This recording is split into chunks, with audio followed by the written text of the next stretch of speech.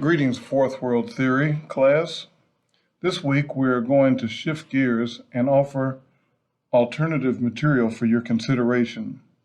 This material is in light of the tragic beating and death of Tyree Nichols in Memphis, Tennessee by members of the Memphis Police Department. You may find that much of the material is related to topics that have been discussed in this class thus far. Some of you may have heard or seen portions of this material in the past. If so, please forgive me. We solicit your reflections on this lecture and/or any supporting material we provide. This lecture is based on the preface to my forthcoming novel entitled Fourth World Nation, A Critical Geography Decline. The preface is entitled My Dear Son Lyle and begins at 16th Street Baptist Church in Birmingham, Alabama.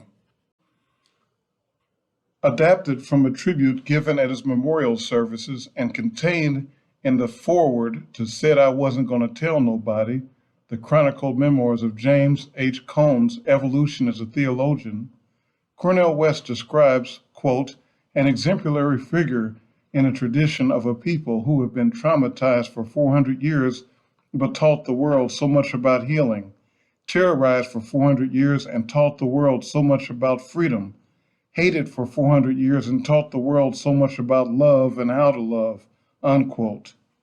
The trauma, the terror, and the hate that has been and continues to be inflicted by the authoritarian regime, by the man, by the oppressor, by the colonizers, by the industrialists, by the lords of the land, by the bosses of the buildings, by the microaggressors and the macroaggressors, by the domestic terrorists, by the police, or by those who navigate through a fourth world matrix in silence, rendering themselves in complicity with that of the oppressor, accessories to crimes committed on a population that this fourth world nation has consistently deemed as physically and mentally unfit, unsanitary, entirely irresponsible, undesirable as neighbors, regarded as the wretched of the earth, or super predators, or invisible, or nobody, or simply not regarded as a being and residing in a non-being fourth world space.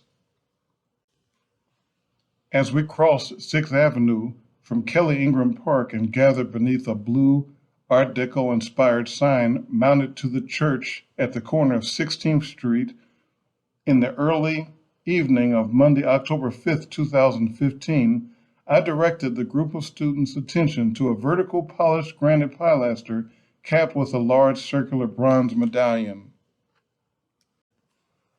Mounted to the lower portion of the marker at eye level was a plaque inscribed with the following scripture: Now then we are ambassadors for Christ, as through God did beseech you by us. We pray you in Christ's stead, be you reconciled to God. Corinthians 5:20. Be ye reconciled to one another.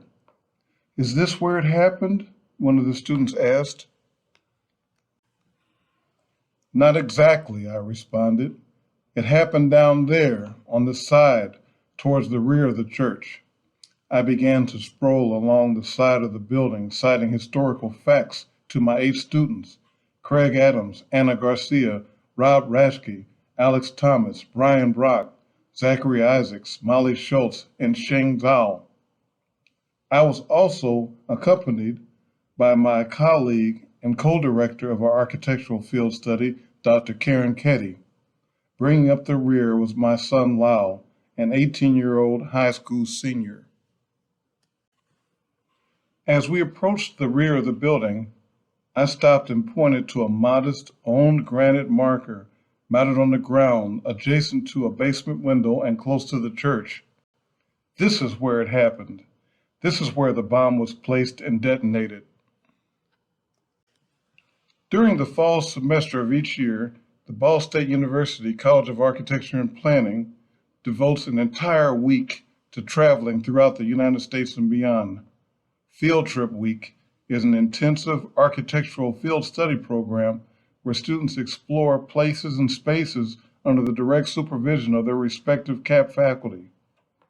During my tenure in the Department of Architecture, I have embarked on domestic architectural field studies to destinations ranging from New York to San Francisco to Washington, D.C., Savannah, Minneapolis, and New Orleans.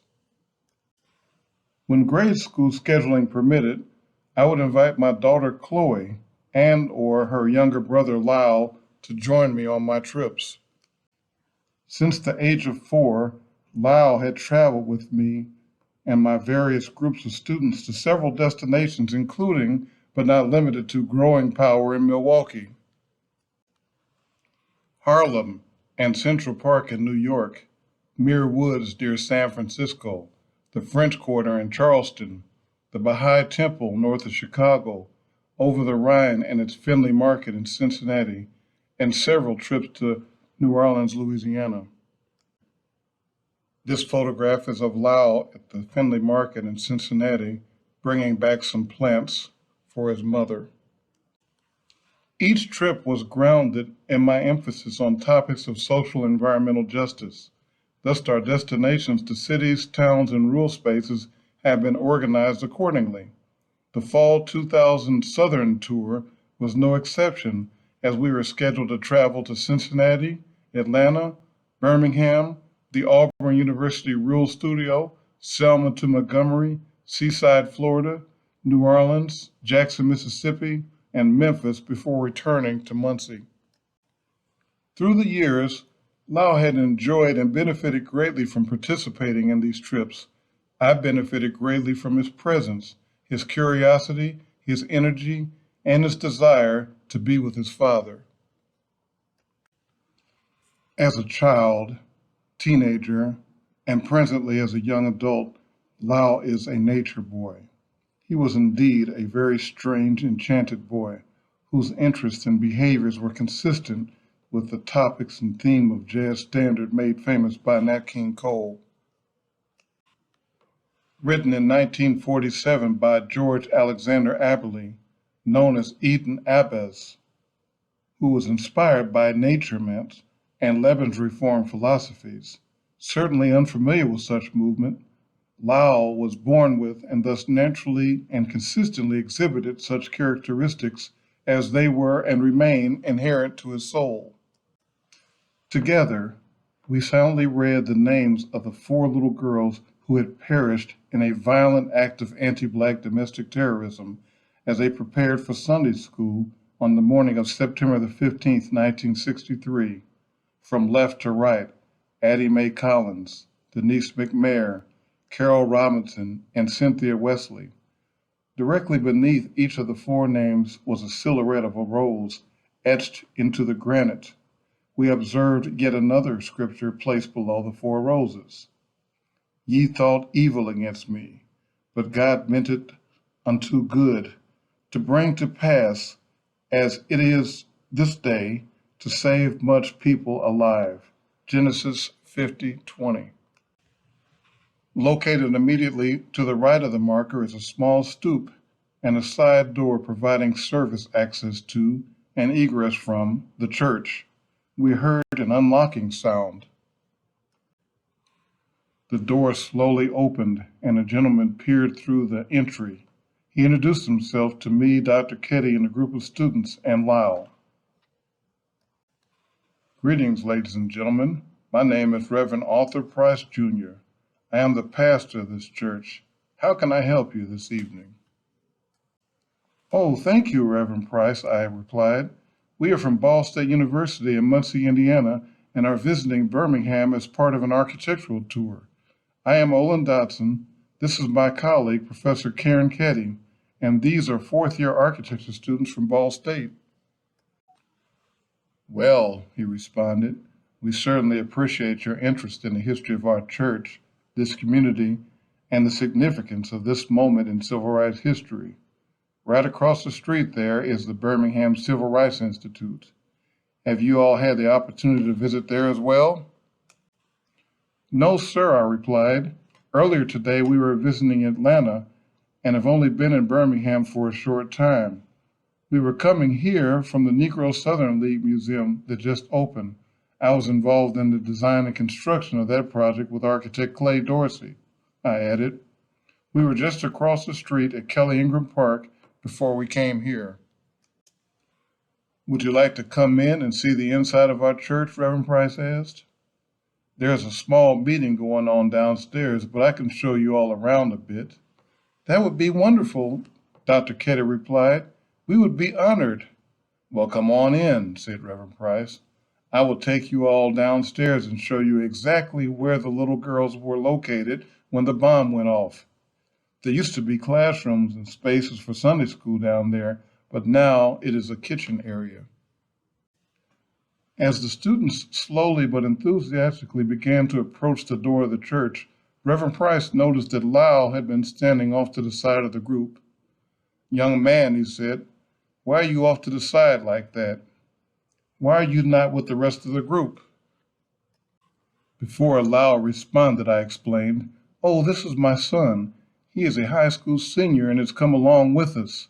He has been here several times with me, and young man, Reverend Price interrupted and prophetically warned, whatever you do, you need to always stay with the rest of the group, regardless of the circumstances. You understand? You understand? Always stay with the flock. Always stay with the flock. 2 days later, and by no choice of his own, the nature boy was momentarily away from the flock. Lyle found himself alone in the French Quarter of New Orleans. At that moment, he was racially profiled, attacked, handcuffed, unlawfully detained, falsely arrested, and thrown into the most notorious lockup facility in this fourth world nation, the Orleans Parish Prison. On the following morning, we departed Birmingham and traveled to and visited various sites designed and built by the Auburn University Rural Studio program throughout Hale County, Alabama. As suggested in an extensive 2010 New York Times Magazine column by John Edge entitled Pi plus Design equals Change, Hale County is situated in the Black Belt, a struggling post-agrarian region where the soil is dark and rich and on the surface appears to be a lost cause, a seemingly hopeless American place. About 1/3 of the children live there in poverty.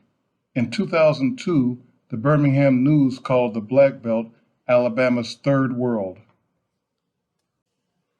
The cinematically poetic Academy Award-nominated 2018 documentary Hale County, This Morning, This Evening, directed, filmed, written, and edited by Ramel Ross, captures daily life in what Chris Hedges would identify as a vast sacrifice zone. In a New Yorker film review, Richard Brody writes that Ross seems to reach into the loam of living history to extract, in a moment, the immensity of collective experience, of horrors and of beauties that often go unspoken. He concludes that Hale County, This Morning, This Evening, reaches these extremes of cinematic experience only occasionally, yet few filmmakers seek to do it at all, and few movies ever reach them. Our first stop was at the Hale Empowerment Revitalization Organization, HERO, Knowledge Cafe in Greensboro. Although Pam Dorr, discussed in the introduction to this course, was away during our tour of HERO, she had made arrangements with Carrie Smart of the organization in anticipation of our visit.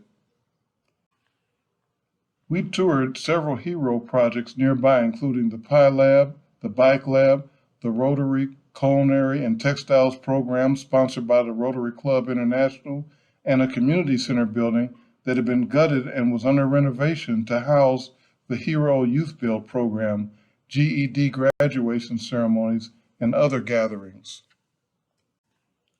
Lyle was particularly intrigued by an intergenerational group of Black women engaged in jewelry making as part of the HERO Rotary program, located in a small building adjacent to the community center. Following our visit with HERO, we drove a short distance to Lions Park and the Lions Park Playscape designed and built on behalf of the Greensboro community by the Rural Studio. While at Lions Park, Lyle and the students had the opportunity to take a brief reprieve from the intense travel itinerary, reconnect with their childhood experience, and engage in playing and climbing on the innovative composition of colorful steel bars and drums. In addition to Greensboro, we traveled to several rural studio locations throughout Hale and surrounding counties. We visited the Hale County Animal Shelter and the Masons Bend community, where we observed several residential structures, including a house constructed of vertically stacked carpet tiles and a chapel constructed of rammed earth and salvaged automobile windscreens. As the students began to photograph the striking architectural structures and the abandoned, trashed, and rapidly deteriorating chapel, I encouraged everyone to be mindful of the fact that people reside in the houses and that their privacy and agency as human beings must be respected. During my travels in fourth world space with students years earlier, I explained that students had been specifically instructed to focus on their architecture and not to photograph human subjects. I noted that one hard-headed, privileged student had ignored my suggestion until he was confronted by one of his involuntary human subjects who yelled, "Hey, this ain't the motherfucking zoo, motherfucker."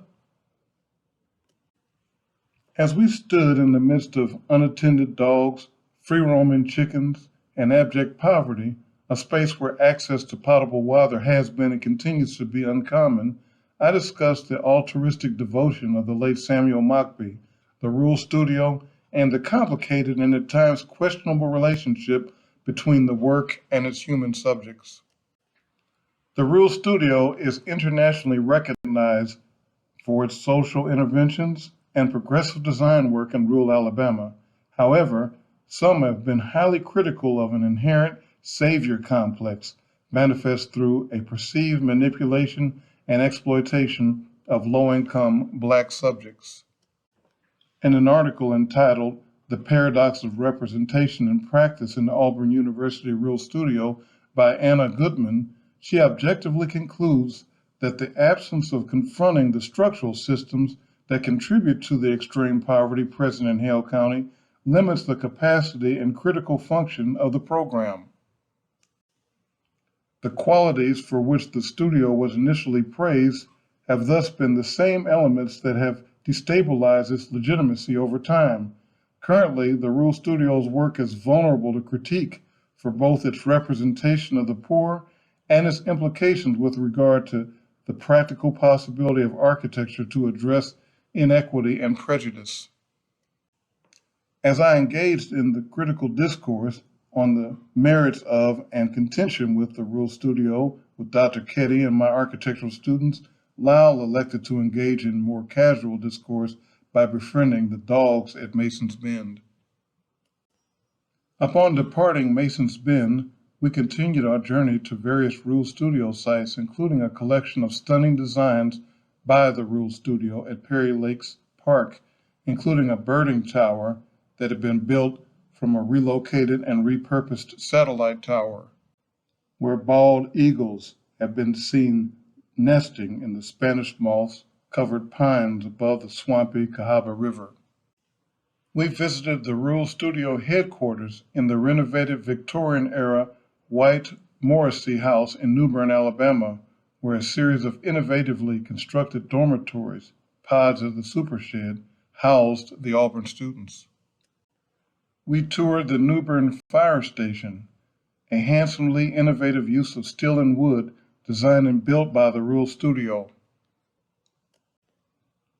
Lyle found comfort in the New Bern Library, a newly completed renovation and adaptive reuse of an abandoned and dilapidated bank building that was preparing to open to the public.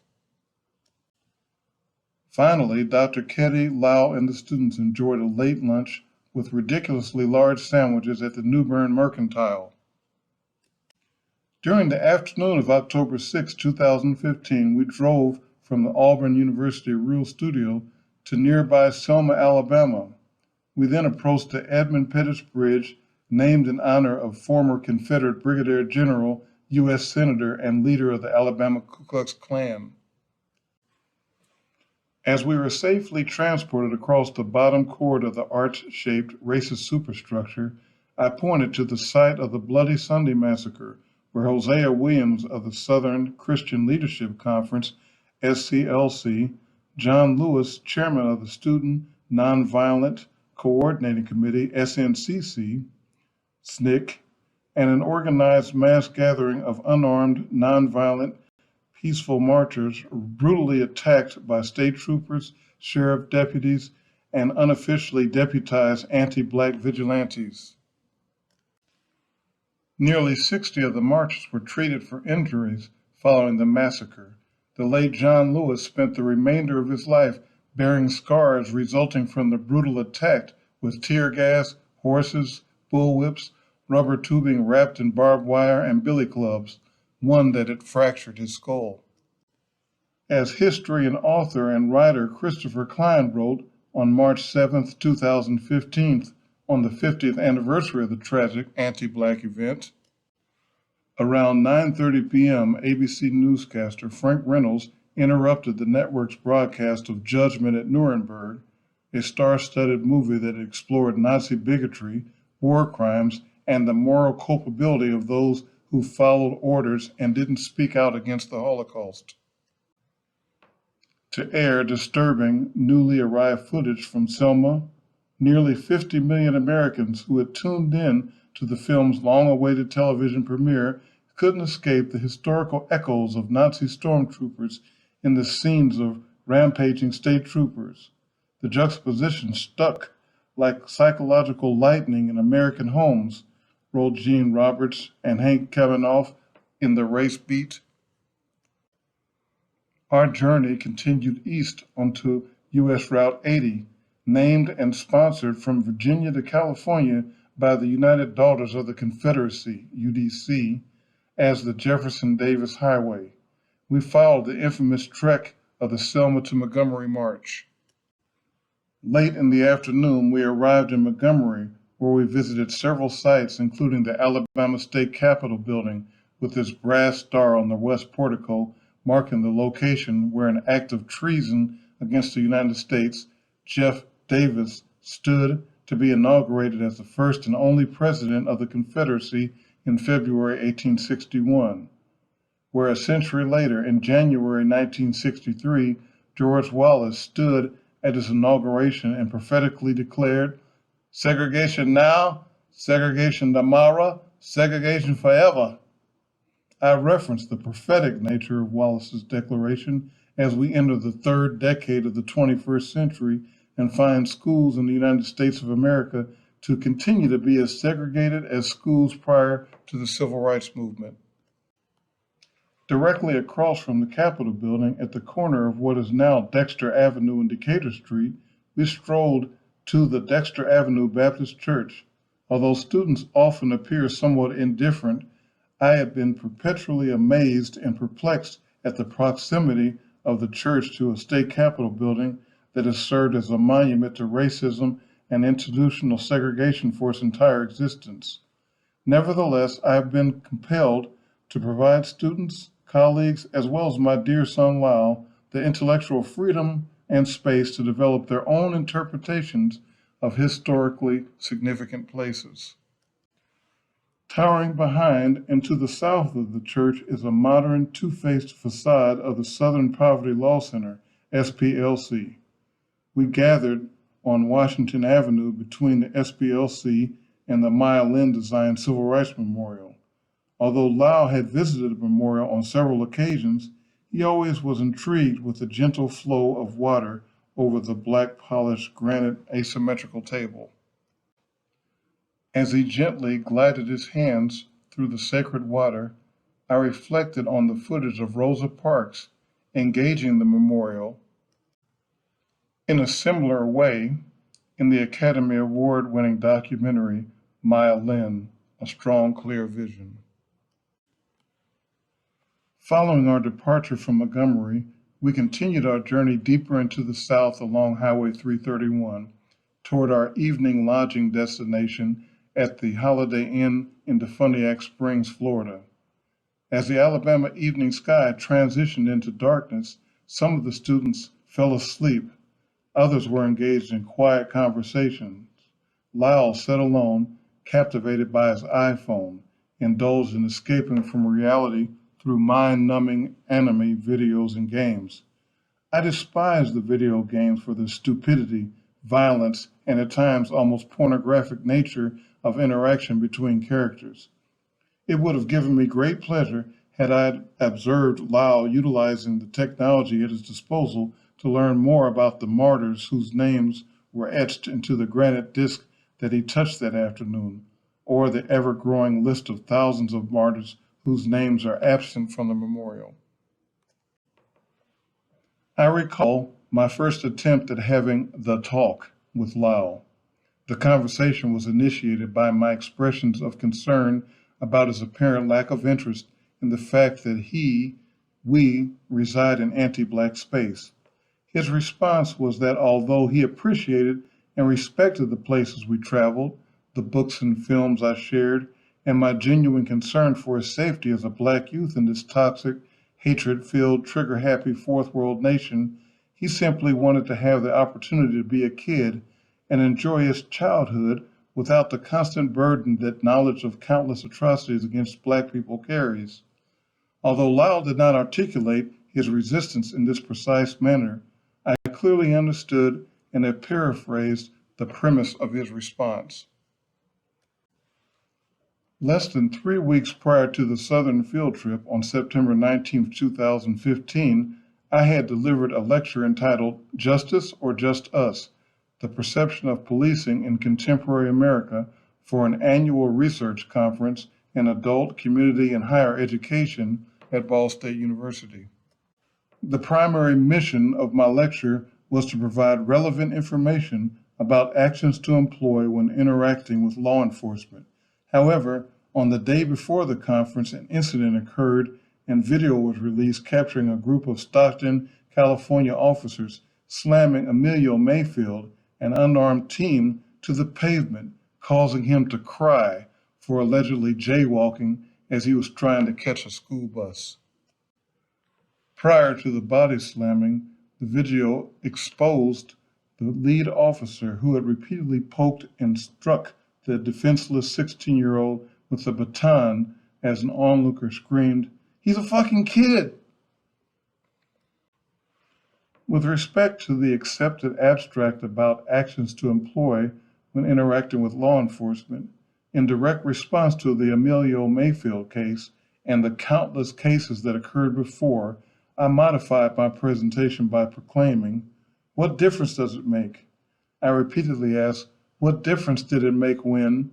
and cited and profiled graphic images of numerous cases of highly questionable and violent incidents by so-called law enforcement officers. I can keep my hands at 10 and 2. I can say yes, sir, no, sir, or even yes, massa.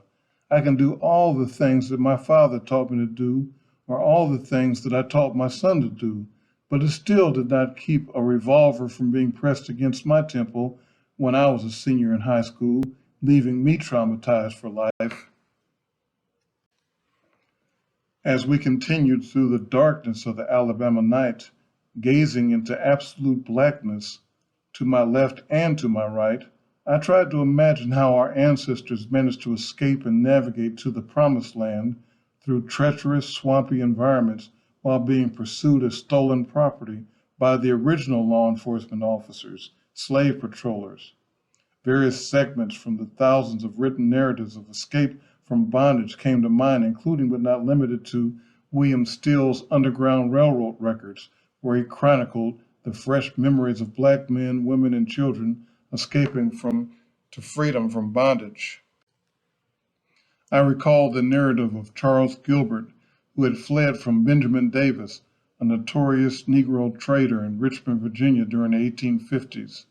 The narrative described how Gilbert, while hiding in the underbelly of a hotel, had nourished himself in the darkness of night from a slop tub, and how, from the crawl space, or from a thicket, he was able to mimic the sound of a ferocious growling dog when a white person encroached on the space where he was hiding. Toni Morrison captures the graphic and at times gruesome nature of the passage and the recollections of rememory of the survivors in Beloved. During, before, and after the war, we had seen Negroes so stunned, so hungry, or tired, or bereft, it was a wonder why they recalled or said anything. Who, like him, had hidden in caves and fought owls for food? Who, like him, stole from pigs? Who, like him, slept in trees in the day and walked by night? Who, like him, had buried themselves in slop and jumped into wells to avoid regulators, raiders, patrollers, veterans, hillmen, posses, and merrymakers? Ta-Nehisi Coates writes in the introduction to Steele's volume, edited by Quincy Mills, that by not placing himself or his critically important work at the center of the story, Steele was able to, quote, focus on the people who had the most at stake, the runaways who risked their bodies to escape enslavement, unquote. Coates continues, in a righteous world, one where the dioramas were not fabricated merely to enforce prevailing ideologies, these stories, with their high drama of escape, of freedom, of disguise, and of espionage, would be the raw material of our national myth-making. They are as exciting as any Western and suspenseful as any mafia movie, but because these stories and these heroes cannot be made to excuse their country's crimes, they have mostly existed in the collective memory and history of their descendants. I glanced at the rearview mirror and peeked at multiple innocent, kind young white faces, all sleeping peacefully, oblivious to the struggle and its legacy. For a moment I became fearful of what might happen if we encountered a trooper or sheriff with harmful intent shining a flashlight in our faces or pointing yet another gun at my head. Would the students, along with my dear colleague, suddenly betray me by making accusations of kidnapping or rape as a means to appease or demonstrate solidarity of whiteness with the slave patroller? I then recalled the fact that my Southern field trip was not mandatory. Upon reviewing the detailed civil rights-oriented itinerary, these students had volunteered to participate and join me on this journey. And then there was my colleague, Dr. Ketty, a Canadian, a contemporary freedom rider, who had worked tireless with me to establish the first social and environmental justice program in a design school in the United States and perhaps the world. Therefore, I dismissed my momentary fears and apprehensions about my white companions and began to reflect on the events of the day, from Birmingham to the Rule Studio and from Selma to Montgomery, while we navigated through a landscape with a level of visibility comparable to the dark side of the moon. It was my intention that upon departing the Defoniac Springs Holiday Inn on the morning of October 7th, 2015, I would allow the students time to enjoy a more relaxed itinerary. We will begin the day on the Florida Panhandle coast, strolling through the streets of a full-scale model of the physical principles of new urbanism, Seaside, Florida. After passing through pavilions, each that served as an axial terminus to seaside streets, individually and uniquely designed gateways to the sandy beach, framing breathtaking views of the Gulf of Mexico, we gathered and began our scheduled trip to New Orleans via Mobile, Alabama, and Bay St. Louis, Mississippi. It was my intention that upon departing the Defoniac Springs Holiday Inn on the morning of October 7th, 2015, I would allow the students time to enjoy a more relaxed itinerary. We will begin the day on the Florida Panhandle coast, strolling through the streets of a full-scale model of the physical principles of new urbanism, Seaside, Florida. After passing through pavilions, each that served as an axial terminus to seaside streets, individually and uniquely designed gateways to the sandy beach, framing breathtaking views of the Gulf of Mexico, we gathered and began our scheduled trip to New Orleans via Mobile, Alabama, and Bay St. Louis, Mississippi. Unfortunately, I had fallen behind on the itinerary due to the relaxed pace of the seaside visit and an unscheduled yet fulfilling lunch in the middle of the Mobile Bay at the original Oyster House. Thus, in order to maintain the schedule and out of consideration to Dr. McDonald and Habitat, we canceled our appointment in Bay St. Louis and proceeded directly to New Orleans. While bypassing the Bay St. Louis exits and continuing on Interstate 10, the mature longleaf yellow pines saluted the road and created an illusion of driving through a narrow canyon as we proceeded directly west toward the late afternoon horizon. I informed my curious passengers of the amazing resilience of the coniferous trees and the fact that the eye of Katrina made landfall near the mouth of the Pearl River. I noted that after the massive, slow-moving hurricane had passed, many of the trees had been snapped like broken toothpicks.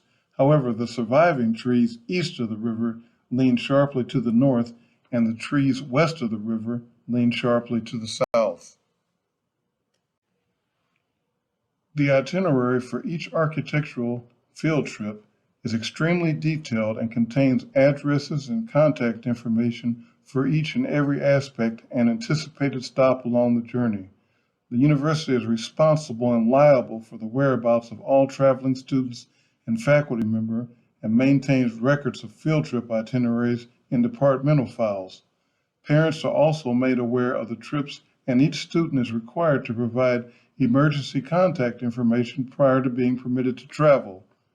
The detailed itinerary for this journey, entitled Southern Field Trip Big Time, ultimately became a significant, important document with respect to the incidents that transpired on the evening of October 7, 2015.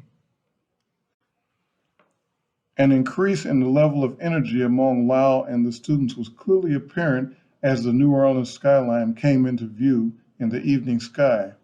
Upon arrival in the New Orleans area at 7:30 p.m. Central Standard Time, as scheduled, our group of students and faculty were driven to and dropped off in front of Café du Monde on Decatur Street around 7:45 p.m.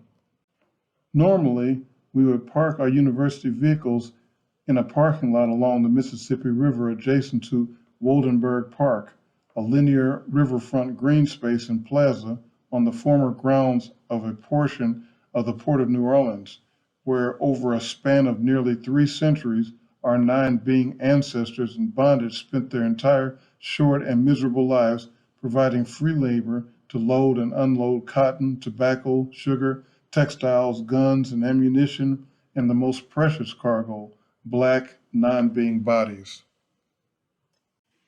Goods from the port, including the non-being, were then dispersed and auctioned in nearby mercantile exchanges and coffee houses. One of the tens of thousands of the human cargo was the young kidnapped, stolen, and sold freeman Solomon Northrop, who wrote in his subchapter, First Night in New Orleans. It was but a short time I closed my eyes that night. Thought was busy in my brain. Could it be possible that I was thousands of miles from home and that I had been driven through the streets like a dumb beast, that I had been chained and beaten without mercy, that I was even herded with a drove of slaves, a slave myself? Or was I passing only through the dismal places of a long protracted dream? It was no illusion. My cup of sorrow was full to overflowing. Then I lifted my hands to God in the still watches of the night, surrounded by the sleeping forms of my companions, begged for mercy on the poor forsaken captive, to the Almighty Father of us all, the freeman and the slave. I pulled forth the supplications of a broken spirit, imploring strength from on high to bear up against the burden of my troubles, until the morning light aroused my slumbers, ushering in another day of bondage. Although no physical evidence of the port and its exploits remain, the ghost of the black bodies and the blood-soaked soil beneath will forever haunt not only the former port of New Orleans, not only the city with a multitude of high-walled slave pens, banks, marketplaces, public parks, hotels, and private residences, where humans regarded as nine beings were auctioned and sold, not only the mighty river and its tributaries on which the non-being were transported, not only the poplar trees that bore strange fruit, but an entire nation built on conquest, theft, greed, genocide, slavery, internal and international brutal repression, and irreconcilable disparity. While unloading my precious cargo, my dear son Lyle, from the university vehicle, I had failed to realize that he too was regarded as a non-being black body to be captured, dispersed, and auctioned as were his ancestors.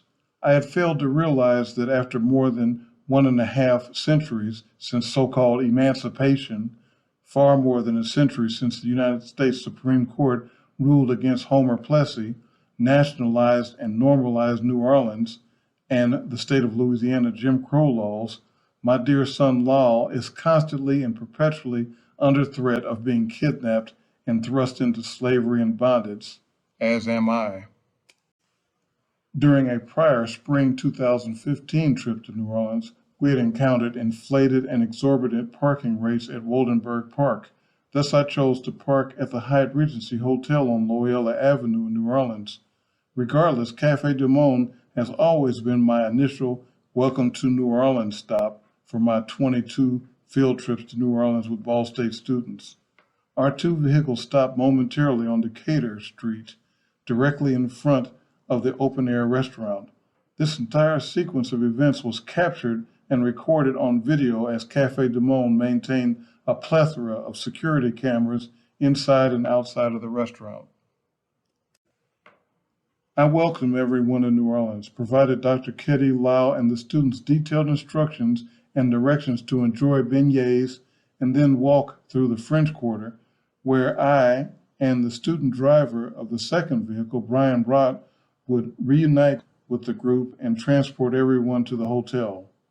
It was my intention to check into the hotel and place the students' belongings, luggage, computers, and book bags in their respective rooms while the students experienced the deep fried dough sprinkled with confectioner's sugar. The group was instructed to, upon leaving Café du Monde, walk along the pedestrian St. Anne Street along Jackson Square toward St. Louis Cathedral. Upon walking past the cathedral, the group was to proceed 2 blocks on St. Peter towards Bourbon Street.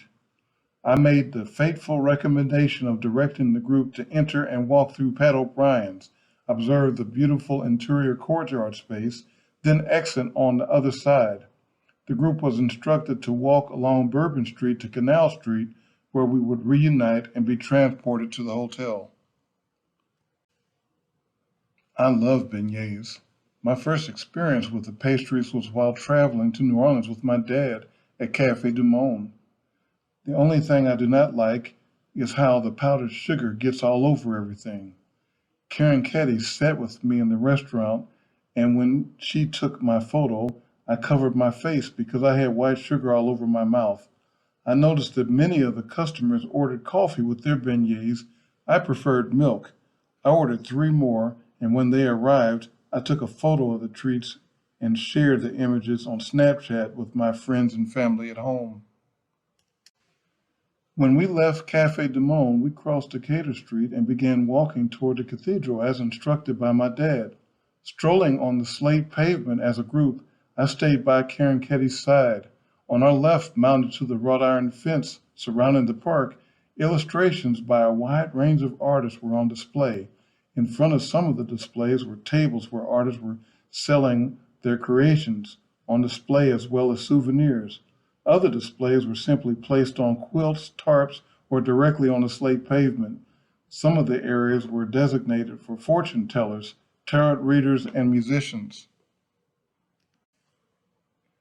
As an architecture professor and artist, Karen Ketty has always been supportive of me, my interest in art, and my desire to pursue art as a major in college. I was aware of her severe hearing impairment and always tried to speak in a manner that she could hear me and see me pronounce my words. While walking past the clairvoyant merchants near the cathedral, she told a story of her great aunt Nell, in Nova Scotia who was a devout Catholic and also a fortune teller. The group turned right onto St. Peter and began to walk towards Bourbon Street. I pointed to an establishment called the Gumbo Shop and recalled overhearing my dad recommending it as a nice dining establishment. After a brief discussion with Karen Ketty and the students, it was determined that the group would cut through Pat O'Brien's as recommended and that I would walk to the other side of the establishment and meet them. I continued to walk alongside Karen Ketty as we approached Pat O'Brien's. When we reached the bar, there was a bouncer standing at the door checking identifications. I immediately realized that because of my age, I would not be permitted to pass through the open bar serving alcohol to reach the courtyard.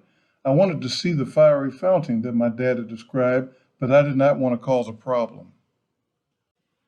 As the students and Karen Ketty began to enter the establishment, I walked a short distance to the corner of St. Peter and Bourbon Street. When I turned left onto Bourbon Street, I was captivated by the amazing array of lights and neon signs. I'd experienced Bourbon Street before, but I had been distracted by massive crowds of people during Mardi Gras. Now I could actually see the balconies and facades as I walked one block to the corner of Bourbon Street and Toulouse Street. Despite the fact that I was not permitted to enter Pat O'Brien's, I had felt as if I was walking through an open bar after all. I observed signs advertising huge-ass beers and other alcoholic beverages that people were consuming openly on the street. I then turned left and walked past a corner daiquiri bar called Tropical Isle to what I understood was the other side of Pat O'Brien's. Although I did not notice a sign for Pat O'Brien's, but waiting near the sign of Hotel Maison de Ville, I anticipated that the group would somehow emerge from within the connected courtyard space. After several minutes, I walked back to the corner of Bourbon Street and Toulouse Streets, hoping to find my travel mates. As I stood on the corner, searching for a familiar face, several thoughts ran through my mind. Maybe they came from a different opening. Maybe there was a big crowd in Pat O'Brien's and the group was having difficulty passing through the courtyard space. As I waited, I noticed what I initially thought was a police officer in uniform on the opposite corner. His uniform was draped in glow sticks and he was dancing to the loud music in the street. I had seen many weird things in Bourbon Street. People were just like living. At that moment, I received a phone call from my dad, but I had difficulty hearing him over all the street noise and multiple sources of loud music. So, with the phone held in my right ear, I began walking down the quieter Toulouse Street. And then I began to explain, I am on, when suddenly, from behind, I felt a sharp, violent tug at my right hand. My phone was snatched away and replaced with cold steel handcuffs. I yelled, "Whoa!" I had been attacked from behind by a person I later learned was Louisiana State Trooper Calvin Anderson. Naturally, I tensed up from being grabbed from behind. Within 3 seconds, he had pulled my arm down behind my back and both of my hands were cuffed. For a brief moment, I thought that perhaps I was being mugged for my iPhone or that I was part of some entertainment or some sick French Quarter game, but I quickly came to realize that this was a serious matter. I felt a sharp pain in my shoulder, and the handcuffs were extremely tight on my wrist. I felt more than 2 hands on my body, pushing me against the wall. Then I was violently turned around when my senses came back into focus. I saw 2 black troopers, Anderson and Journey, detaining me by physical force, and a white trooper approaching who appeared to be in charge, holding my phone in his hand. I later learned that the white trooper was Huey Lee McCartney. I later learned that the other black trooper was Taggy Journey. While I was trying to compose myself, I noticed that my phone, now in the hands of one of the troopers, was ringing and that my dad was calling repeatedly. I could clearly see Dad on the lighted screen, and the calls were rejected by my attackers. At this point, I still had doubts that the men were actual law enforcement officers. "Who were you on the phone with?" Journey asked as he spread my feet apart and patted me down. I responded by indicating that I was on the phone with my father and that I was trying to get back with my group. I asked the troopers why they were arresting me. You're not being arrested, you're being detained. I repeated the question by asking why I was being detained. Neither trooper responded. At that moment, my emotions began to transform from shock and fear to anger. I asked for their badge numbers and names, and I realized that I may need that information for my protection. Anderson remained quiet and did not utter a word. He just stood there and held my arm firmly. Journey, with a sarcastic smile, responded that his badge number was 1234 and that Anderson's badge number was 5678. I was gullible and actually believed him for a moment. Then he stated that his name was Michael Jordan. This reply pushed me over the edge, and I became clearly agitated. I suddenly came to the realization that whether or not these men were legitimate officers, I was in contact with criminals engaging in criminal behavior. I pleaded to passers-by and onlookers to videotape and or photograph what they were witnessing. I did not believe that anyone elected to do so. The police brutality I was experiencing was simply just another spectacle in the French Quarter, observed for curiosity and entertainment purposes by tourists. Standing there against the wall, being held by two black men in uniform who once had taken an oath to protect and serve citizens like me. I felt helpless and hopeless. The third trooper, McCartney, approached me and claimed that the police had received a complaint that I had been following someone for an extended period of time and that they were scared. I dismissed the claim by informing the three troopers that I was with a group and that I had just arrived in the French Quarter.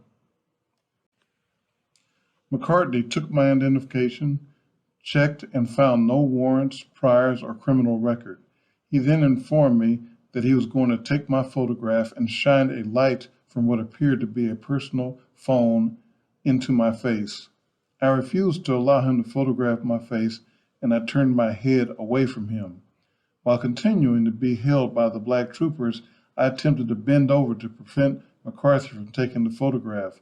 McCarthy then kneeled and pointed his camera upwards towards my face.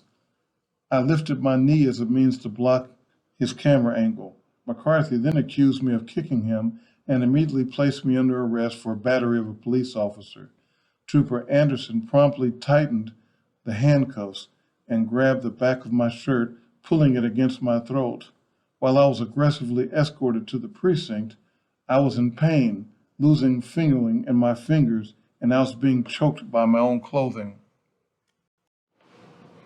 Upon arriving at the Hyatt Regency New Orleans, checking in and obtaining room keys, I received a phone call from one of the students, Craig Adams. In a panicked voice, he proclaimed, "We can't find Lyle." I calmly replied that I would call Lyle and reconnect him with the group. Perhaps he stepped into a gift shop or walked further down Bourbon Street than instructed. Thus, I promptly called Lyle. The sound of loud, inaudible music overpowered Lyle's voice as he answered the phone. "Where are you, Lyle? Karen and the students cannot find you," I yelled. "I can't hear you, Dad. Hold on. I'm going to move to a place where it's more quiet." Lyle responded, "Okay, I am waiting at the—" Whoa! Lyle's voice was replaced with a scuffling sound. Then the call was disconnected. I immediately redialed Lyle's number. The phone was answered, then disconnected. My heart began to race as I redialed the number for a second time, then a third time. Each time the phone was answered, then disconnected. As I began to drive to the rendezvous point to meet Dr. Ketty and the students, my next call was to 911. I informed the emergency operator that I believed that my son had been mugged and that his iPhone had been confiscated. I described Lyle, what he was wearing, and indicated that without his iPhone, I held no means to contact or locate him in the French Quarter, and that he was alone. I recalled the aforementioned student, Craig Adams' iPhone had been stolen during our architectural field study to New Orleans earlier that year. It was understanding that there had been and pattern of iPhone theft in the French Quarter. My assumption was that Lyle's iPhone had been stolen.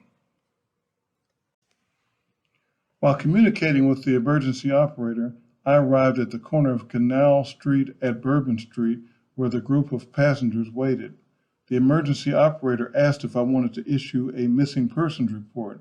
Although I realized that Dr. Kitty and the students had searched the area, I responded that such a report might be premature and that I would conduct an independent search for Lyle in the vicinity where they had been separated. Serving as the leader and director of the field trip, I felt compelled to remain calm. I returned the group to the hotel and explained, while they unloaded their bags, that I was going to return to the French Quarter and search for Lyle. Dr. Ketty offered to join me in my search. I declined her offer and encouraged her to rest and relax. Moments later, while driving to the French Quarter, I received a phone call from the local New Orleans phone number. This is the New Orleans Police Department, 8th District, calling to inform you that we have your son at the precinct office on Royal Street in the French Quarter. I was pleased to hear this news. Perhaps someone had snatched Lyle's phone and he decided to proceed to the nearby police precinct to report the theft and to ask for help. Perhaps some good Samaritan witnessed the phone jacking and directed Lyle to the nearest police facility. After all, despite my trepidations I may have possessed with respect to law enforcement, systemic patterns of hostility and violence towards young black males, assumptions of criminality, and the rudimentary knowledge of the most expansive federal court consent decree in this fourth world nation resulting from civil rights violations and other misconduct by the New Orleans Police Department. Where else would Lyle go? What choices might a citizen of the United States have under such circumstance? Why must we live in a fear of harm from those whose duties are to protect us? As Isabel Wilkerson cites in her publication Caste, in 2015, police were killing unarmed African Americans at 5 times the rate of white Americans. It was a trend that would make police killings a leading cause of death for young African American men and boys. These deaths occurring at a rate of 1 in 1,000 young black men and boys. Nevertheless, I approached the precinct with enthusiasm. They had my son. My primary concern was that no one had placed their hands on Lyle, or if so, that he had not been seriously harmed. As I entered the brightly colored neoclassical building built in 1836, in part by black bodies in bondage, I found a large open gallery with a significant activity within. Not only did I observe NOPD officers with files, folders, and other forms of paperwork frantically pacing back and forth like a mini New York Stock Exchange, I also discovered a comparable number of state troopers sharing the space and engaged in similar activity. In retrospect, what I observed was indeed a stock exchange, engaged in the business of trading human beings as commodities for the prison industrial complex. A large framed image titled 19th Century New Orleans Police Officers contained portraits of approximately 250 white oppressors, all staring at me as I approached what appeared to be a reception desk. Behind the reception desk, I discovered my dear son Lyle, chained to a bench, penetrating my soul with an expression that I never imagined I would have ever experienced. A nature boy, sad of eye, simultaneously projecting emotions of grief, anger, and humiliation. My son had been captured like an animal, shackled like his ancestors, in chains and in bondage as the slave patrollers shuffled paperwork with indifference. Both of my wrists were in severe pain, and my fingers were tingling and numb when the troopers dragged me into the precinct, plopped me on a bench, and chained me to its steel frame. I reflected on what had just happened, why I had been violently confronted, immediately placed in handcuffs, slammed against a wall, scratched, frisked, questioned, and how my refusal to allow the troopers to photograph my face led to my arrest. I wondered what I could have done differently to avoid the circumstances. I remember how Trooper McCartney indicated that if I allowed him to photograph me, he would let me go. But if I did not, he would place me under arrest. I was curious why my photograph was needed, as well as the basis for stopping, frisking, and photographing a high school student on a field trip with his dad. At that moment, while chained to the bench, in pain and unable to move, McCartney flashed a photograph of my face and smugly teased me by stating that I should have allowed him to photograph me in the first place. For a moment, I thought about our scheduled trip to Airboat Adventures the next morning, and later, the tour of the Tulane University campus. Would I still be chained to the bench when it was time for the group to go ride through the bayou and see alligators? Would Dr. Ketty and the students be upset with me for causing delays or cancellations? I did not want to ruin everyone's trip, but I felt like a burden, as if somehow I was at fault. At the same time, I was very angry. I had never been so upset in my entire life. While being captured and dragged to the precinct, Trooper Anderson had tightened the cuffs, and I yelled and demanded that he loosen them and that I could not feel my fingers. He ignored my pleas, and I cursed him. As I watched the men and women in uniform walk back and forth around the room, ignoring my presence altogether, I felt like a trapped animal at a zoo or circus, and the zookeepers in their uniform were preparing to place me in a habitat display for all to see. Hurry, hurry, step right up. See the black boy from Indiana who had refused to have his picture taken. Learn how he was placed under arrest and how he managed to take his picture anyhow. Get your free copy of the photograph in our gift shop as you exit. Somehow, I never lost confidence that my dad would eventually find me and that I would be released into his custody. I knew that my father would come, and moments later he arrived. When he discovered that I was chained to a bench, he yelled, "Why is my son in handcuffs? Release him at this moment."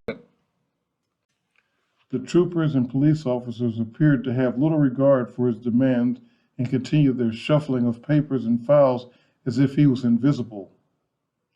From behind the reception desk, I could see my dad engaged in a conversation with Trooper Journey. I could hear him demand to speak with someone in charge. Then he was directed to be seated at a table facing away from me at the opposite corner of the room. As he began a conversation with the person in charge, I later learned to be Captain Trent Kukia, I realized that the chains were being removed and I was no longer attached to the bench. I assumed that I was being released to my father's custody, but to my surprise, I was suddenly whisked from the precinct, placed in a vehicle, and driven away. While in transport, my phone was returned to me. I immediately called my dad. He answered in a trembling, emotional voice. He tried to assure me that everything would be all right and that he was going to handle this. At that moment, I was more concerned about my dad, for he sounded as if he was going to cry. I had never witnessed my father shed tears. The shaking of his voice alerted me to the gravity of the circumstances. I tried to assure him that I was okay and that everything was going to be all right. As we were mutually trying to assure one another that everything would be all right, I was being hauled to the Orleans Parish prison, where I would be booked and thrown in jail. Upon arriving at the Orleans Parish prison, I was brought into a cold lobby. The handcuffs were finally removed. A uniformed staff person took my photo, which I later learned had been plastered all over the World Wide Web.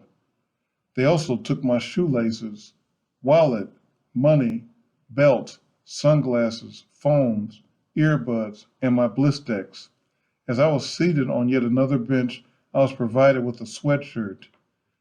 As it was quite chilly in the room, I immediately put on the garment, only to be instructed by another uniformed staff person to take it off. "Why?" I asked. "Because I said so," replied the uniformed staff person.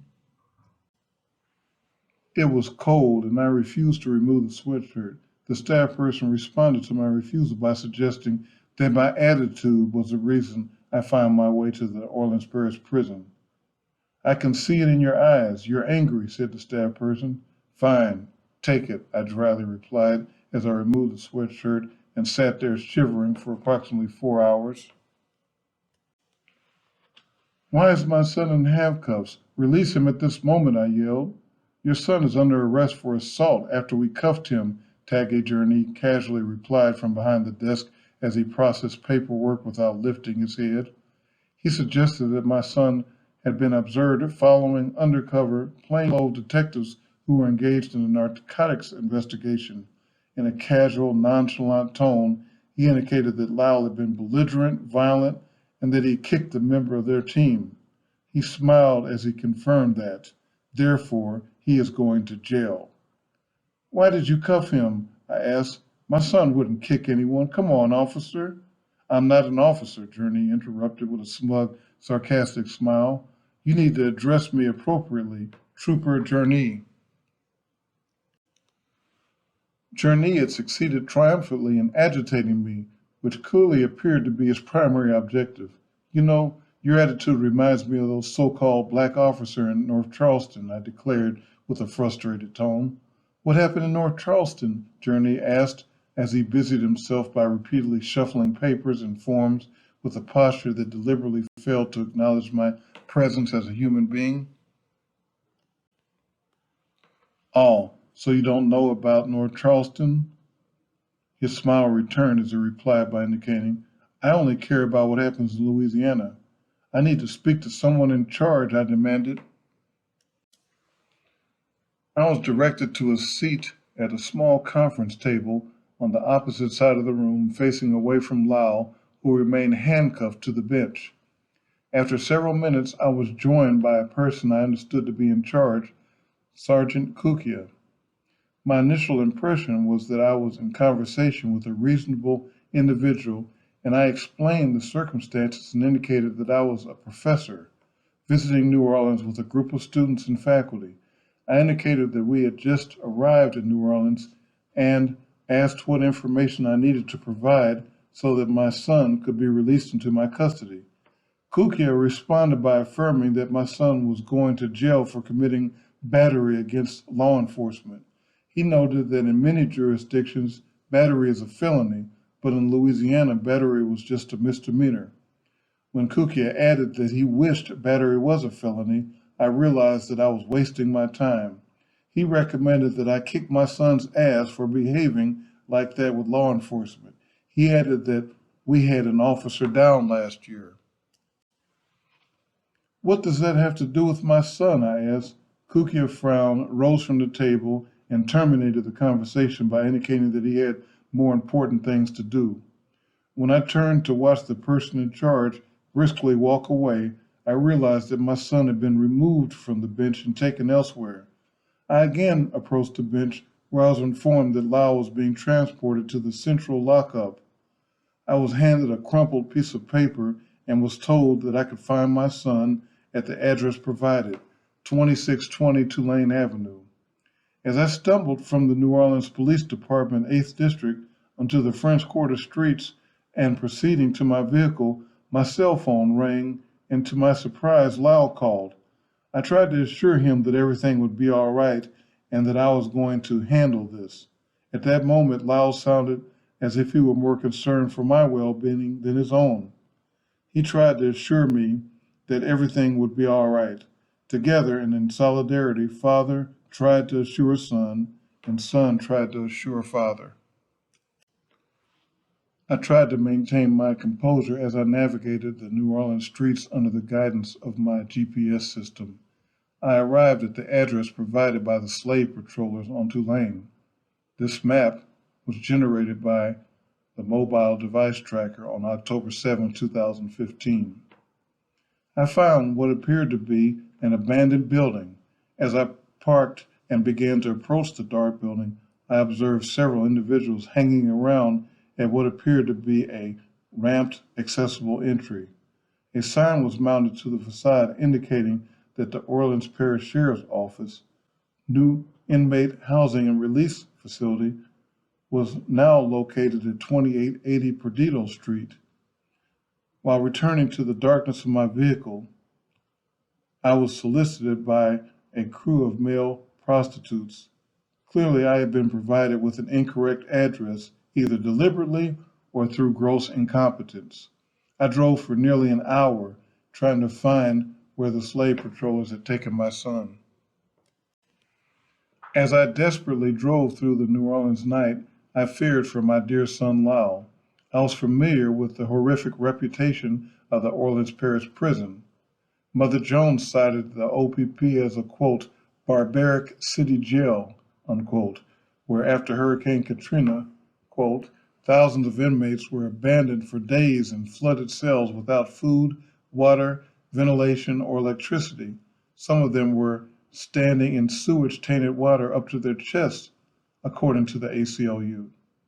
In 2012, Katie Schwartzman of the Southern Poverty Law Center applauded the United States Department of Justice for joining their legal efforts to stop the gross neglect, sadistic rapes, and brutal beatings that continue to occur at the Orleans Parish Prison. My first exposure to this deplorable component of this fourth world nation's prison industrial complex came in the form of the 1986 film Down by Law, directed by Jim Jarmusch, starring Tom Waits, John Lurie, and Roberto Benigni. Through cinematic production, Jarmusch questions the premise of freedom and explores the fragility of so-called liberty in the United States. An outtake scene included in the Criterion collection of the film haunted me that fateful evening. In the outtaken scene, Innocent, character Prisoner, played by actor Archie St. Pierre, overhears Lurie's character Jack profess his innocence from an adjacent jail. Prisoner responds to the declaration by taunting Jack and laughing uncontrollably. Prisoner, man, you guys cracked me up. Jack, oh yeah? What's so funny? Prisoner, because man, every damn homeboy in this goddamn place is the exact same thing. I ought to know. I've been here 18 years, man. 18 years. It was my birthday, just after New Year. And I didn't rape, rob, or kill nobody. Yeah, I remember, man. I'm innocent, laughing. Mama, Mom, I'm innocent. I swear I didn't do it, laughing. You're in here now, man. In here, laughing. Innocent, repeating laughing uncontrollably as he pounds his fist on the steel bed frame. As I continued to meander through the New Orleans streets in search of the Orleans Parish Prison and my dear son Lyle, I recalled the film, the scene, and the character laughing uncontrollably. I began to cry uncontrollably. I called my colleague Karen Ketty to inform her of the circumstances, and she too began to cry uncontrollably. I arrived at a massive construction site in the general vicinity of the address noted to be on Perdido Street. Many streets had been barricaded due to construction activity. I parked and began to walk through dimly lit streets, walled with massive complex of unremarkable dark buildings. I encountered an individual in a police uniform and inquired as to the location of the new inmate facility. He paused and responded by indicating that he did not know what I was talking about. Then he walked away. As I was left standing there, less than 100 yards from the new inmate facility, I was perplexed and angered by the general lack of concern or regard agents of the prison industrial complex exhibit towards so-called citizens in this so-called greatest nation on earth. I felt as if I was starring in a contemporary sequel to the film Sounder, or perhaps as a human subject in the new 21st century edition to Douglas Blackman's Slavery by Another Name, where in the epilogue entitled The Ephemerata of Catastrophe, Blackman acknowledges the origins, depth, and visceral foundation of so many African Americans' fundamental mistrust of our judicial process. Ultimately, I arrived at the reception desk to a newly constructed new inmate facility where I was met with similar yet anticipated indifference. After hours of waiting in the lobby of a space designed in a manner similar to a check cashing establishment, I was provided with information, albeit erroneous once again, for a scheduled hearing at the Orleans Parish Criminal Courthouse when the actual hearing was to be held at the New Orleans Municipal Court. During the nearly 4 hours of shivering in what could be described as a holding pen, The mostly black uniformed staff engaged at laughing at, taunting, and teasing me and the other captives. One of the staff approached me and questioned what would lead me to fight a cop. Clearly, rumors, distortions, and innuendos had been flowing through the facility like a virus. Before I had the opportunity to respond, he began to chuckle at what he had already concluded was stupidity on my behalf. I was handed an orange jumpsuit, and additional photos were taken of my face and then my profile. I was then escorted to a machine that scanned my entire right hand and then my entire left hand. The staff person at the scanner inquired as to what had led to my arrest. I explained the circumstances. He replied, "Oh man, this place is going to hell." I was ushered into yet another, more private room where I was instructed to remove my clothing and replace them with the orange jumpsuit. I was provided orange Crocs for shoes. The only shoes available for men were sizes 13 to 15. I happened to be wearing white socks. I witnessed other captives without white socks who were required to remove their socks and were not provided with replacements. We never received a blanket, toothbrush, or toothpaste. As I was escorted by a uniformed staff person from one space to another, each transition took several minutes as only one door was permitted to open at a time. After the staff pressed the button, some doors took as long as 15 minutes to open. We simply stood there waiting.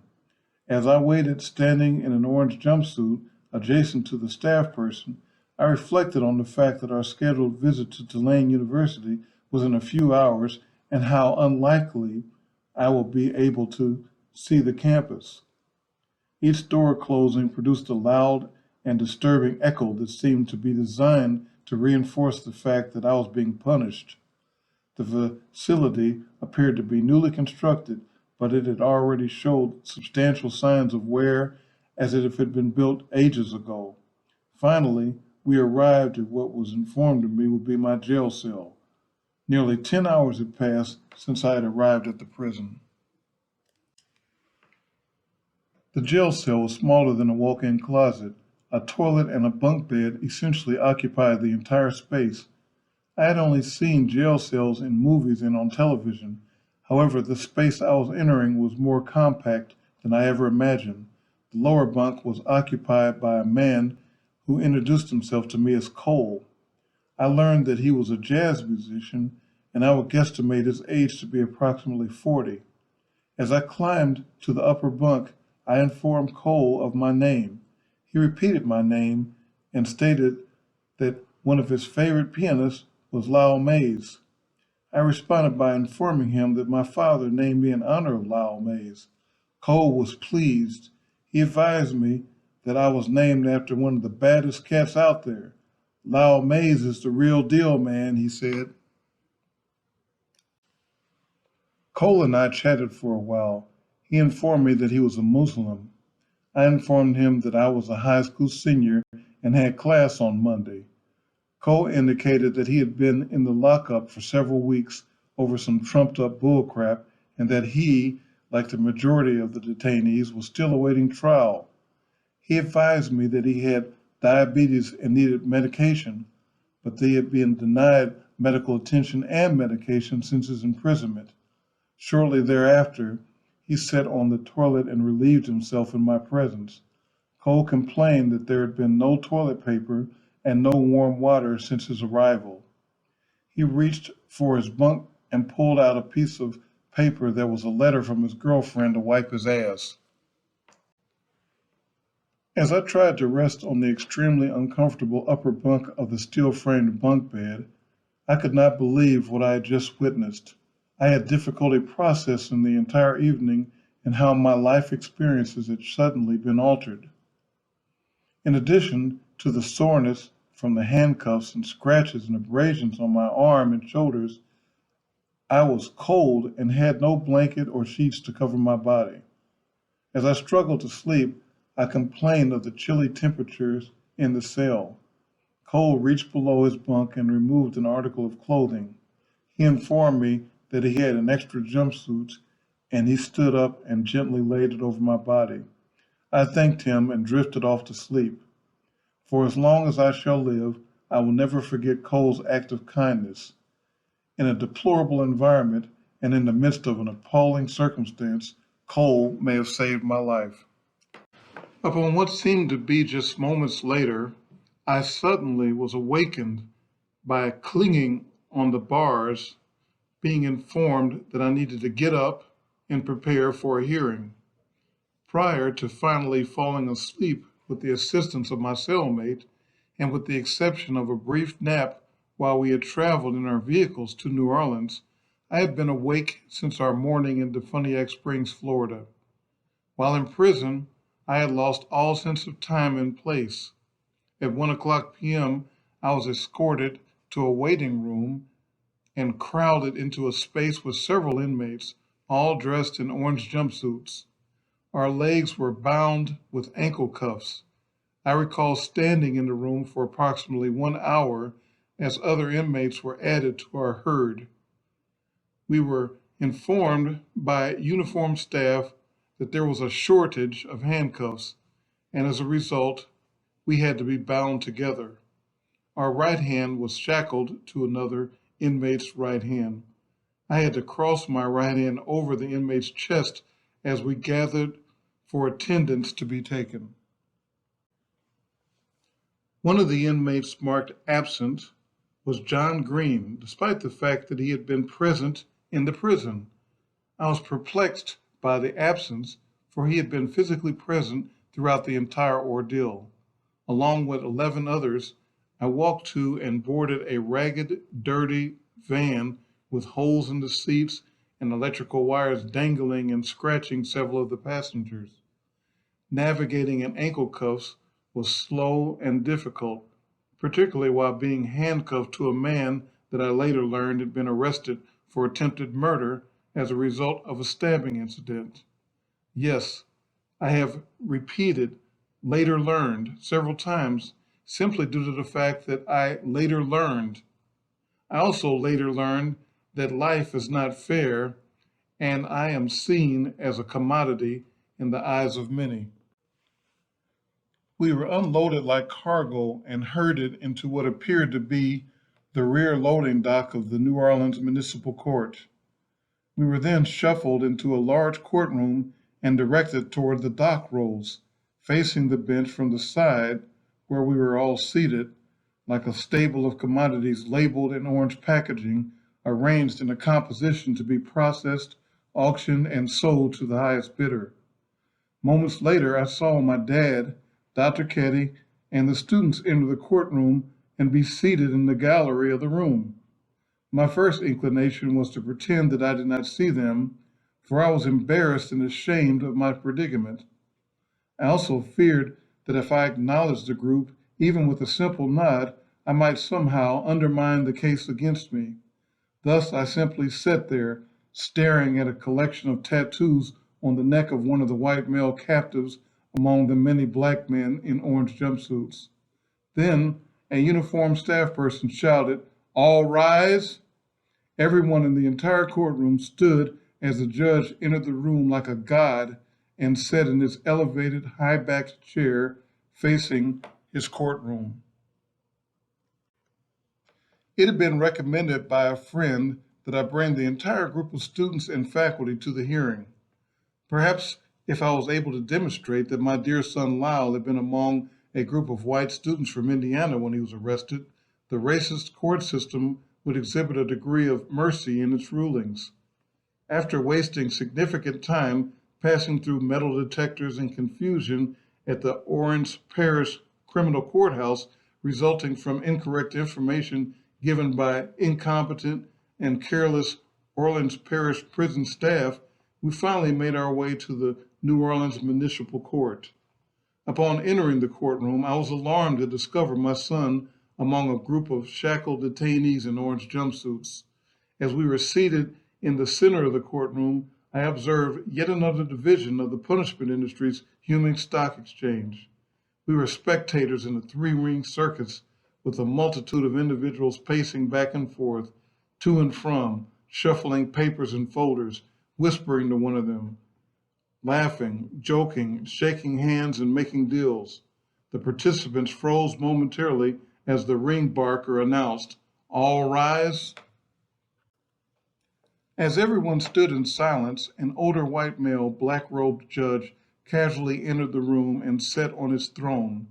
The circus participants promptly returned to their frenzied activity of exchanging envelopes and folders, whispering to one another, approaching the judge with papers, and periodically questioning the captives in their orange jumpsuits. In the center of the operation was public defender and supervising attorney Alexis Chernal. It appears that she was juggling multiple cases simultaneously, frantically navigating between tables, the bench, and the dock where Lyle and the other defendants were located. Chernal was clearly overloaded, and at times she literally ran from one table to the next. Eventually, Lyle Dotson's name was called. The prosecutor argued that Lyle had committed battery against a state trooper for a probable cause stop. He requested that the bail be set at $10,000. In the midst of the running around, simultaneous discussions, paper shuffling, and general disorder, I immediately rose and approached the bench. The judge inquired as to how I would like to proceed with the bond. Would you like to do so in a cash bond or go through an agency? Please forgive me for not knowing proper protocol, Your Honor, I said. However, I am soliciting your willingness to throw this case out and to not destroy the life of yet another young black male. I am here with my students and colleague for an architectural visit to this city, and I brought my son, who was in high school, to learn alongside the students.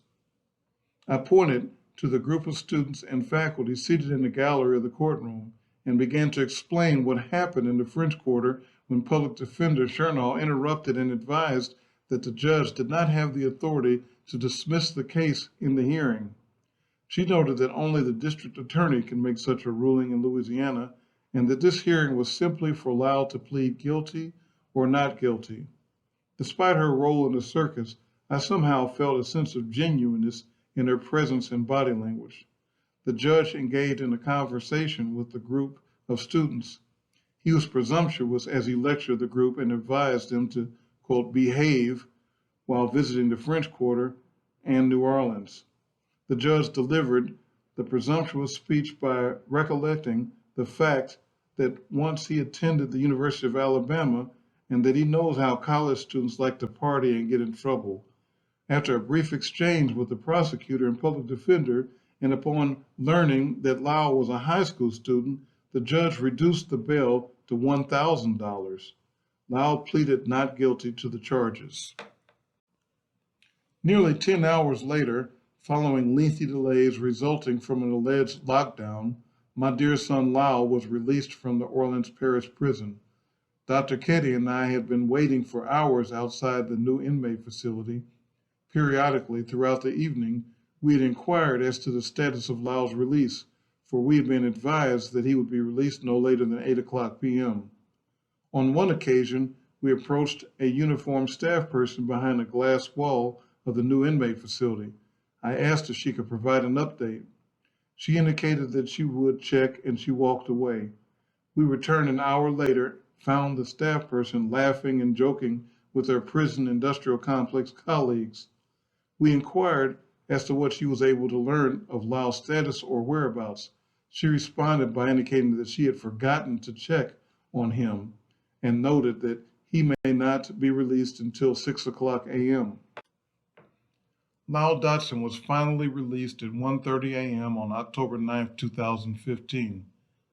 As he slowly approached, Lyle struggled to walk and dragged his feet, for the shoestrings had been removed from his shoes by Orleans Parish prison staff and not returned. Lyle greeted us with little or no emotion. He complained of being hungry and that he had not eaten since the beignets at Café du Monde. He indicated that he had been provided and refused to eat an item of food on a metal plate that looked like a cross between a brick and a granola bar. As we walked to our vehicle, Lyle proclaimed that he was certainly glad the nightmare was over.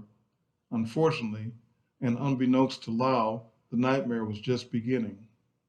The series of events discussed in this preface to Fourth World Nation has enabled me to begin my journey on a path towards liberation from the bondage associated with the burden of believing in the so-called promise of America.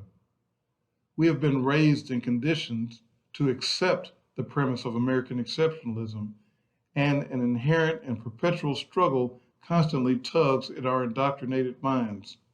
Upon being awakened, we are confronted with the difficult choices with respect to how we must position ourselves.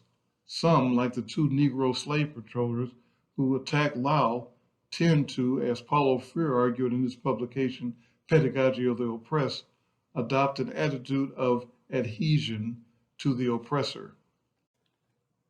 But almost always during the initial stage of the struggle, the oppressed, instead of striving for liberation, tend themselves to become oppressors or sub-oppressors.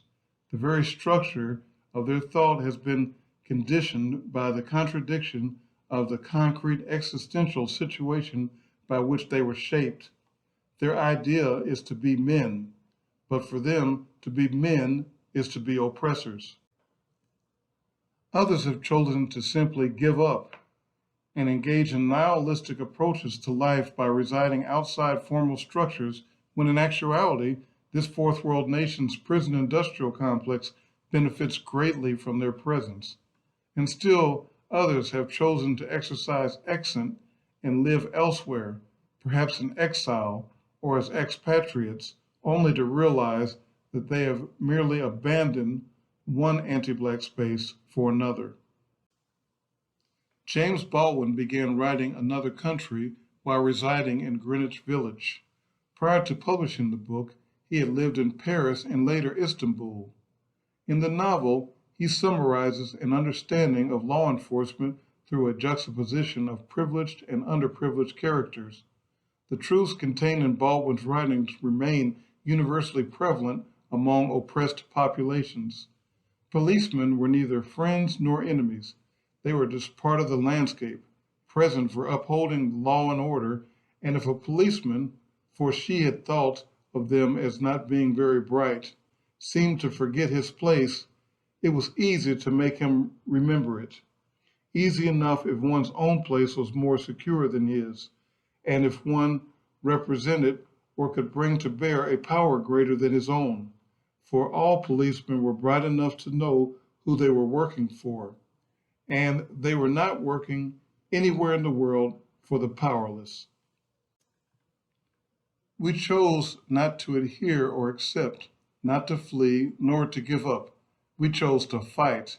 Within 1 week, I had returned to New Orleans, in part to miss most of my pre-planned participation in the National Organization of Minority Architects annual convention, but more importantly, to assemble a legal team in order to defend my son against the fabricated battery charges and expunge a record that had been generated by a gang of Louisiana criminals. We organized a legal team led by civil rights attorney Mary Howe.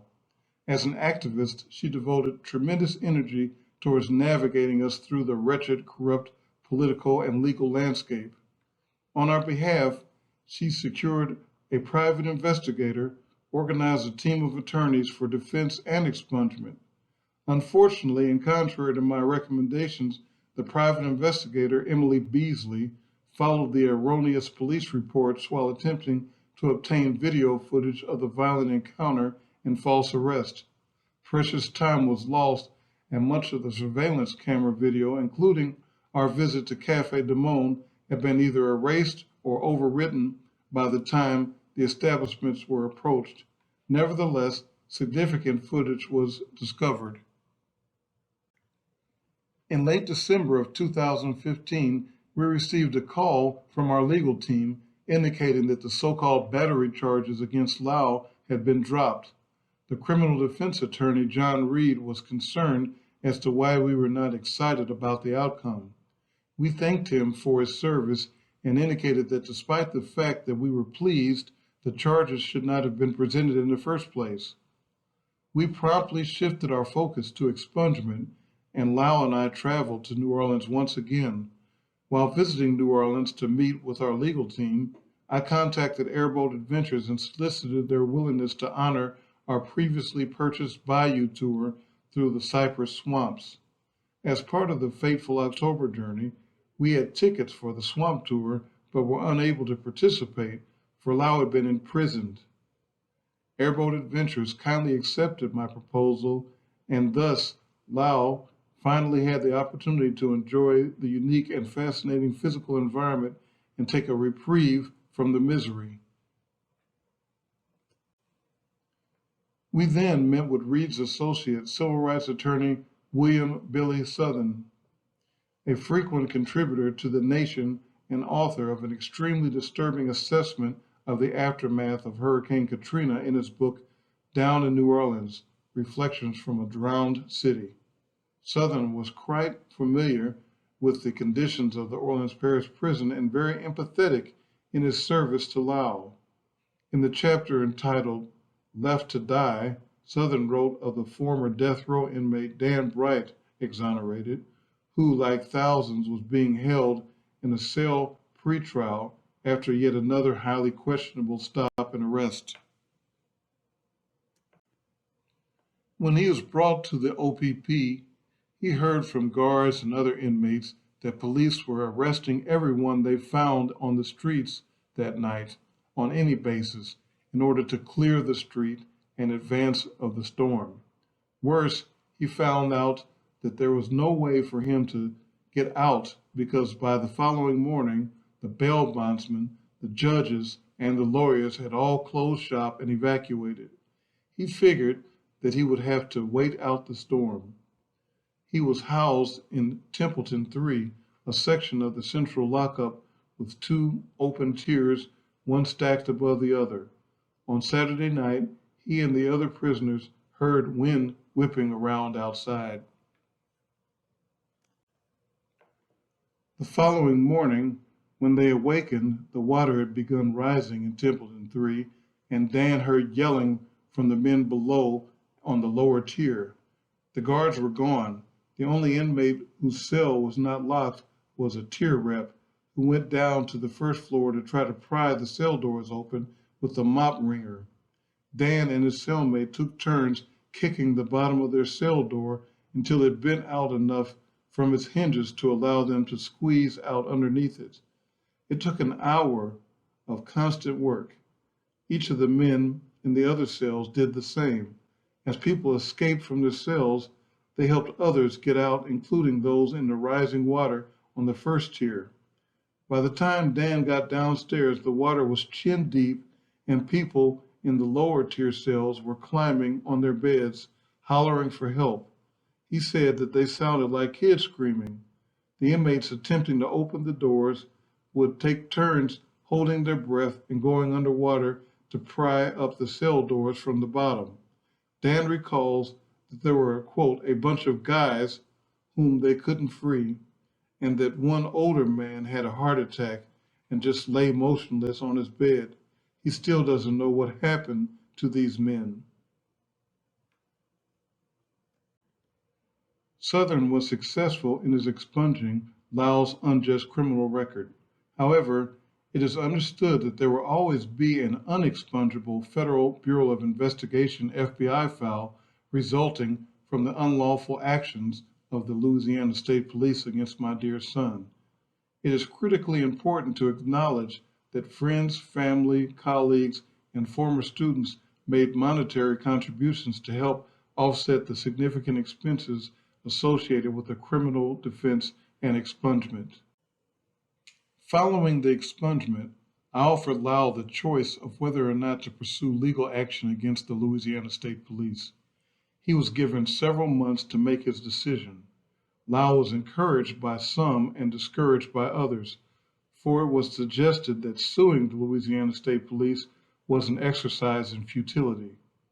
Ultimately, Lyle decided to file a civil suit in the United States District Court, Eastern District of Louisiana, against the Louisiana State Police. This lawsuit was submitted on our behalf by the New Orleans office of the not-for-profit MacArthur Justice Center. The legal team was led by attorney Jim Craig and supported by attorneys Emily Washington and Elizabeth Cumming. During the months and years following the initial ordeal, it became increasingly apparent that Lyle was suffering from post-traumatic stress disorder, PTSD. He began to exhibit symptoms of withdrawal, forgetfulness, and despondence that negatively impacted his academic performance, personal care, and interactions with friends and family members. He became paranoid and for a while would hyperventilate whenever he encountered a law enforcement officer or police car. The anxiety attacks were particularly severe when he was alone. Lyle began to neglect his physical appearance and engage in self-destructive behavior. This became particularly acute as the lawsuit gained momentum, and in depositions, the Louisiana State Police representatives and their legal team engaged in dishonest and unethical tactics in defense of their criminal behavior. When they were unable to maintain a sustained attack against Lyle and/or myself, they began to attack one another. Journey had a natural tendency to smile each and every time he uttered a lie. McCarthy indicated in depositions that Journey was not focused on his responsibility as a trooper and that he was more concerned with calling his girlfriends while on duty. Anderson, a trooper with a poor record of committing violent acts against civilians, reminded me of the kneeling slave crouched beneath Booker T. Washington in the often duplicated Lifting the Veil of Ignorance portrait and edifice at Tuskegee Institute by sculptor Charles Keck, who ironically also created the Stonewall Jackson Monument for Charlottesville. It also recalls Ralph Ellison's critical examination of same. Then, in my mind's eye, I see the bronze statue of the college founder, the cold father symbol, his hands outstretched in the breathtaking gesture of lifting a veil that flutters in hand, metallic folds above the face of a kneeling slave. And I am standing puzzled, unable to decide whether the veil is really being lifted or lowered more firmly in place, whether I am witnessing a revelation or a more efficient blinding. Our legal team fought valiantly for justice against an entrenched, unjust system. An expert witness was introduced, and Dr. Keddy and two of the students, Rob Rasky and Molly Schultz, returned to New Orleans to testify on Lyle's behalf.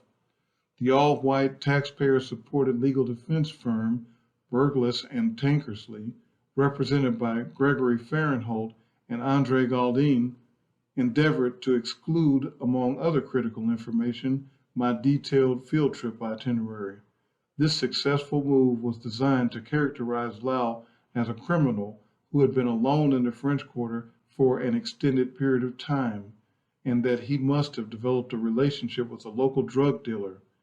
It should be noted that the local drug dealer that Lyle had been accused of being associated with had sold a small quantity of marijuana valued at $25 to undercover police officers in the vicinity where Lyle, Dr. Keddy, and the students had walked on the evening of the unlawful stop, arrest, and false imprisonment. Without the itinerary as evidence, Galdine opened his examination by yelling at me during my testimony. He attempted to demonstrate that I had been lying about the time of our arrival in New Orleans on that fateful evening of October 7, 2015. During yet another circus of a courtroom scene, the single, non-threatening black person selected to serve on the jury desperately pleaded to the Obama-appointed federal judge, Susie Morgan, to be removed from his responsibilities as a juror. While the lone black juror was in the courtroom pleading with Judge Morgan, the remaining all-white jury reached its verdict. Despite the testimony of the witnesses, a plethora of evidence, inconsistencies with the defendant's testimony, the devotion and commitment of our legal team, and the unreasonable premise and rationale associated with the entire chain of events, the white jury members could not bring themselves to find guilt or responsibility for the physical and emotional trauma inflicted on Lyle Dotson by the Louisiana State Police.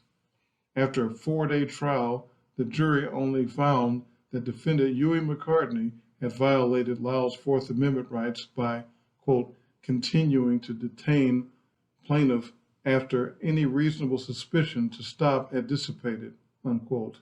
Nevertheless, as the counts were read and the only not guilties were repeated 40 of 41 times, the contemporary slave patrollers hugged and patted each other on the back and celebrated their fraternal order of oppression.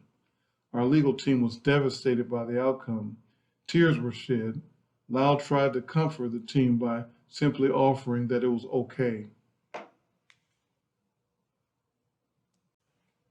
A motion was filed by our legal team for a retrial based on several factors, including but not limited to blatant discrimination in jury selection through a deliberate pattern of striking black panelists from a jury pool. While preparing to proceed with the new trial, I was becoming increasingly concerned about the physical and emotional impact that the prolonged and constant exposure to the fragility of human rights as a citizen of the United States was having on Lyle. Upon the filing of the motion for a retrial, a settlement offer was presented and negotiated. Perhaps the most shocking revolution for me was that the negotiation would not be with the Louisiana State Police or with its legal team, but with representatives from a company providing liability insurance and loss prevention coverage for corrupt, discriminatory, violent, and murderous police behavior. It has been suggested that liability insurance providers and risk pools serve as a hidden hand to police the police. However, I argue that insurance companies are actively investing in police brutality, mass incarceration, and other highly questionable practices, just as its industry profited generations ago from the institution of chattel slavery by providing insurance to address premature termination of Black lives in bondage, working in the fields, and building the infrastructure of a racist imperial nation. In the Griot article entitled The Role of Insurance Companies Play in the Brutality Against Black Bodies, attorney Rakeem Brooks discusses this practice in great detail. According to Travelers Insurance, the nation's second largest writer of U.S. commercial property casualty insurance, law enforcement liability insurance includes coverage for any violation of civil rights under any federal, state, or local law.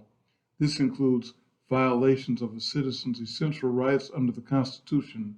So if a police officer were to search your car without a warrant or stop you without probable cause or brutalize you to the point of death like George Floyd and so many others, Travelers and other insurance tell cities, we got you covered. Ultimately, a settlement was reached and the case was closed. However, and as a direct result of post-traumatic stress disorder, Lyle was beginning to fall apart. After months of therapy, it was recommended that residential treatment was in order. Lyle was granted a medical withdrawal from his art classes at Ball State University, and he was admitted to a treatment facility hundreds of miles away from his home, where he resided for several months.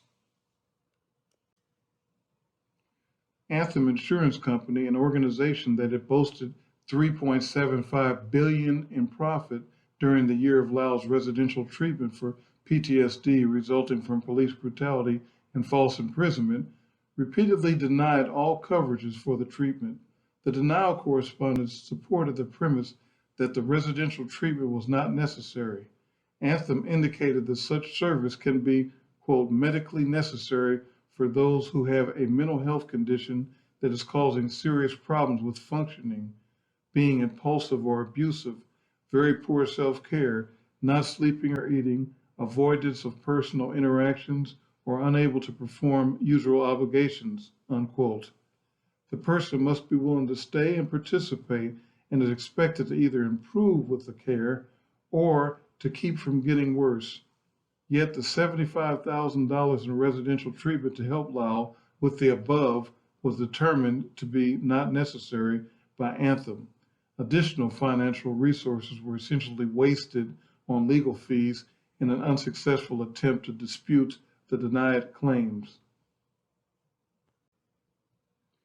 With the love and support of family, friends, therapists, and his therapy dog, Lyle Dotson is slowly recovering from and navigating through post-traumatic stress disorder caused by the dehumanization and assumption of criminality chronicled in his preface.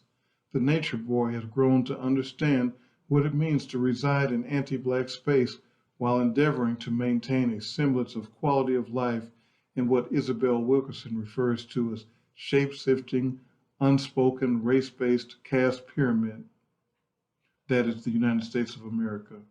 Exceptionalism and those who continue to support the premise that the United States is an exceptional nation will likely suggest that there is no caste system in such a highly developed society. Yet, a blatant and ever-evolving, mutating caste system has been present for this nation's entire existence, and resulting disparities constitute an ultimate form of underdevelopment. Michelle Alexander argues that, quote, the genius of the current caste system and what most distinguishes it from its predecessors is that it appears to be voluntary, unquote. In other words, good behavior could have prevented the circumstances shared in this preface, yet what has been described herein was clearly not a voluntary act. This traumatic episode occurred during the years of my development of Fourth World theory and my efforts to write Fourth World Nation, A Critical Geography of Decline. Not only did the series of events cause significant delays in my writing and capacity to focus, it contributed to my discovery of Afro-pessimism and resuscitated demons that have been haunting me since my life-threatening encounter with police when I was Lyle's age and subsequent unpleasant interactions. It has been difficult for Lyle to take comfort in the fact that he has had access to a support structure that enabled him to be released from the Orleans Parish Prison. Resources to a legal team compensated to assist with criminal defense and expungement, and yet another legal team to fight the power when he knows that hundreds of thousands of his caste have not the means to fight, and thus find themselves trapped in various states of confinement and for-profit mass incarceration. Afro-pessimist and scholar Saidiya Hartman, in her publication Wayward Lives, Beautiful Experiments, writes that all of the details of the nothing, special, and the extraordinary brutality cohere to produce a picture of the world in all of its beauty and depth. It is difficult for me to simply take comfort in the fact that my dear son Lyle is alive, particularly when countless others, like the late Elijah McClain, a nature boy of similar stature, disposition, and caste, was robbed of his precious life after a similar encounter with slave patrollers in Aurora, Colorado. Wilkerson defines caste in this context as, quote, an artificial construction, a fixed and embedded ranking of human value that sets the presumed supremacy of one group against the presumed inferiority of other groups on the basis of ancestry and often immutable traits.